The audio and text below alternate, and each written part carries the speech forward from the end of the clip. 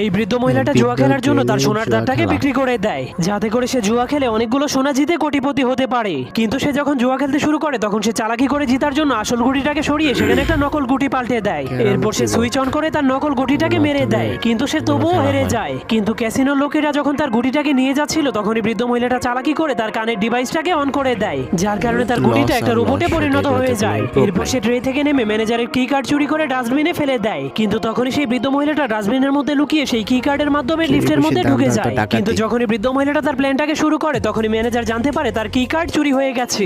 এজন্য সে জলদি করে চোরকে ধরার জন্য অ্যালার্ম বাজিয়ে দেয়। কিন্তু বৃদ্ধ মহিলাটা কোনো ভয় না পেয়ে তার পকেট থেকে লেজার পয়েন্টার বের করে লিফটের ছাদটাকে কেটে ফেলে। এরপর সে সেখান দিয়ে লুকিয়ে লুকিয়ে সোনা চুরি করার জন্য সোনার সিন্ধুকের কাছে পৌঁছে যায়। কিন্তু সে প্রথমে তার রোবটটাকে সিন্ধুক খোলার জন্য লেজারের ভিতর দিয়ে পাঠিয়ে দেয়। তখন তার রোবট সব লেজারগুলোকে অতিক্রম করে সিন্ধুকটাকে খুলে ফেলে। এরপর বৃদ্ধ মহিলাটাও তার গ্লাভস পরে লেজার ট্র্যাপের মধ্যে লাফ মেরে দেয়। তার গ্লাভসটা এতটাই মজবুত